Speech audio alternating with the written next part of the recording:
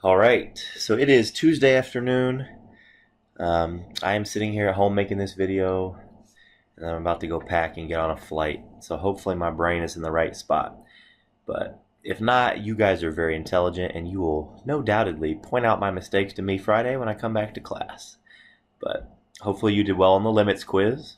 And now we have a short lesson. This video will be about 10 to 12 minutes long, and you will have you'll be able to start the study guide actually directly after this. Okay, so there's one thing we haven't covered yet. It's a concept that I want you to stay with me. So I know the video, it's tempting to skip ahead and just fill in what's going on, but stay with me. We haven't done limits yet that really deal with asymptotes, and we haven't done any limits where the limit as x approaches infinity. We haven't done that yet, so let's talk about that during this lesson. And we get to start off with, Caroline, your favorite topic, vertical and horizontal asymptotes. Ryan, you're probably thinking, why can't we just do this in the calculator, Smith? And the answer is because sometimes we don't have a calculator. But how do you find a vertical asymptote of a function? The vertical asymptote of a function is you set what's left over in the denominator equal to 0. How do you find holes on the graph? The holes are the factors that cancel out. And the definition of a vertical asymptote, I'm going to post this PowerPoint for you guys as well. I'm going to refer back to it. The definition of a vertical asymptote is when the limit approaches infinity. That technically is a vertical asymptote. If you think about it, here's a vertical asymptote, like right here. And where is this graph headed? Let's say this is 1, let's say this is at 2, and there's 3. So we got 1, 3, we'll say this is 2. There's an asymptote there. But what is the limit as x is approaching 2? It's headed to infinity, right? So technically, the definition of a vertical asymptote is that the limit as x approaches a certain number equals infinity. It's shooting off to infinity. Okay? Or if it's the other direction, which we'll talk about shortly, it could also head down towards negative infinity. But that's the limit definition of a vertical asymptote. Horizontal asymptotes describe what part of the graph? They help us determine our end behavior. How do you find them? Well, there's 3 rules, remember? If the power is bigger on top, so we'll say if the numerator power is greater than the denominator power, so numerator is greater, then there are no horizontal asymptotes. Okay? What if it's the other way around? What if the denominator power is greater than the numerator power? If that's true, then there's a horizontal asymptote at y equals 0. What if the powers are the same? If the powers are the same, then you have a ratio of the leading coefficients. I used shorthand there because we've done that in pre-cal and we did it a couple weeks ago. So I'm hoping that we remember that chart. And then the definition of a horizontal asymptote, take a look. This time, it's when the limit as x approaches infinity equals a certain number. So let's point that out. Vertical asymptotes, x is approaching a number and it heads to infinity. But the definition of a horizontal asymptote is as the limit as x approaches infinity. So as x heads to the right forever, is it approaching a certain number? And that number is c. Okay? Because remember, with a horizontal asymptote, if there's like, let me get a different color going here.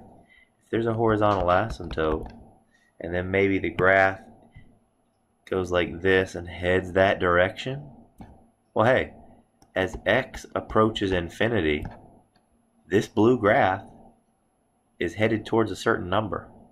It's headed to positive 1 because that's where the asymptote is. Okay? So you with me so far? Vertical asymptotes, as limits head to a value, it equals infinity. But with horizontal asymptotes, as x approaches infinity, it should level out at a certain number. Okay, we're going to do a couple examples, and then the video will be over, and you'll be able to practice in your groups. A and B is just to help us. That's the non-calculus stuff. but then this should say C. C and D, that's where the limits come in the calculus, okay? So find all vertical asymptotes. Well, the denominator equal to 0. There's a vertical asymptote at x equals 1. Horizontal asymptotes. The power is bigger on the bottom, so there's a horizontal at y equals 0. So now it wants me to evaluate. And I'll sketch for this one just to get a visual. You shouldn't have to. Hope you hear that. You shouldn't have to sketch. You should be able to use our rules and find it. But for this first one, let's sketch a vertical asymptote at x equals 1 and a horizontal asymptote at y equals 0. And then it's going to look something like this and this. Okay? Because with the visual, it's easier. So take a look.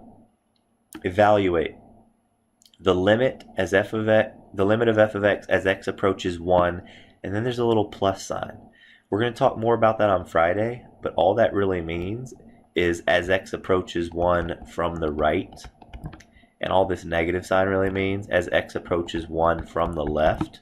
So here's what I mean. I'm going to use I'll use green. The limit as x approaches 1 from the right. So that is from this part of the graph. As this part of the graph heads towards -1, what direction is that graph headed to? That's headed to positive infinity, my friends. And what about the other one? As this graph, so from the left, notice now I'm reading it like a book, left to right. Look where this graph is headed. As it approaches 1 from the left, where is it headed to? It's headed down to negative infinity. Okay? Now take a look at this. The limit as x approaches infinity. Well, as my graph heads off towards infinity, so that direction, as my graph heads that direction, look at the black line. Is it headed towards a specific value, like getting really, really close to a certain thing? Sure, it's going to get really close to that horizontal asymptote, so it's going to get really close to 0. What about at negative infinity, going the other direction? Is the black line headed towards a specific value? It sure is. It's headed to 0. If that was confusing, pause the video and go back about a minute or two and rewatch that section. Okay? What's my time at here? I am at 7 minutes. Okay, we're good. I want to go about 12 at the most. So let's do one more example. Okay? I'll do this one because it's really hard, and I'll let you guys do the other two. Okay? So find all the vertical asymptotes first. Well, vertical asymptotes are where the denominator is equal to 0. Yes, I have a square root there, but let me go ahead and factor that to kind of clean it up.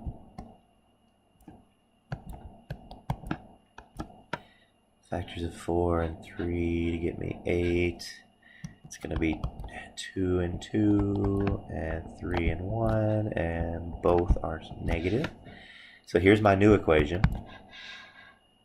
Find all vertical asymptotes. Well, I'm going to take this piece and set it equal to 0, and this piece. So one of my vertical asymptotes are at 3/2. One of my vertical asymptotes are at 1/2. Okay? Excuse me. Find any holes in the graph. Do any factors cancel out? No, they do not. So there are not any. Find all horizontal asymptotes. This is where students always get confused. This is where teachers also get confused. But thankfully I planned ahead. Are the powers greater on top or greater on bottom? It might look like that this is a 1 and this is a 2. So it's greater on the bottom. However, because there's a radical here, what is the square root of x squared? It's just x. So technically there's an x on top and only an x on the bottom. Okay? And what is the square root of 4? The square root of 4 is 2. So really, instead of reading this as a 4x squared, we should read it as a 2x. So then that shows that, hey, if there's an x on top and an x on bottom, then the horizontal asymptote is just the ratio of the two coefficients. If you get confused there, watch that again, or we'll go over it on Friday. So now we have to do the calculus. What is the limit as x approaches infinity? Well, in my notes, if I ever see this notation right here, this is the kicker. If you stuck with me through this video, here's a gift for you. If you see that notation, the answer is just going to be wherever the horizontal asymptote is, because the horizontal asymptote affects in behavior. So the answer is 1/2. Okay, over here, if you see a negative infinity there, all that matters is the horizontal asymptote. Okay, and then one thing that it didn't ask that I wish it did was this, and I'll finish with this.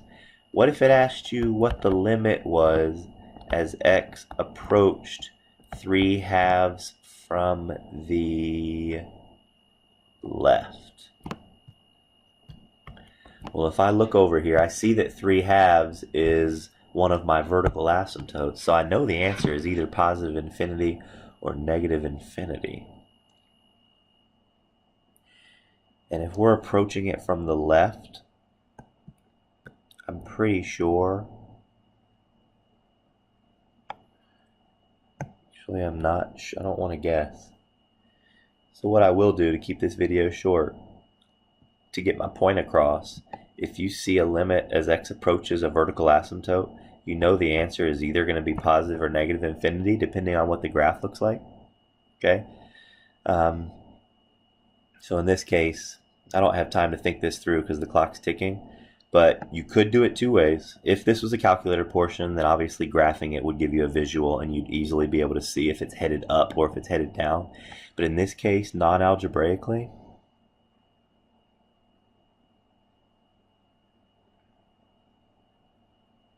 we could, there we go. What we might have to do is plug in something like, instead of 3/2, we could plug in 2/2. So like plug in a 1 and see if it's going to be a negative number or a positive number to know which direction it's headed. But nonetheless, the details is not the point. The more conceptual understanding that I want you to get is when you see, and here's the summary, and this video is wrapping up. When you see this notation right here, I'm going to put it in a pink box.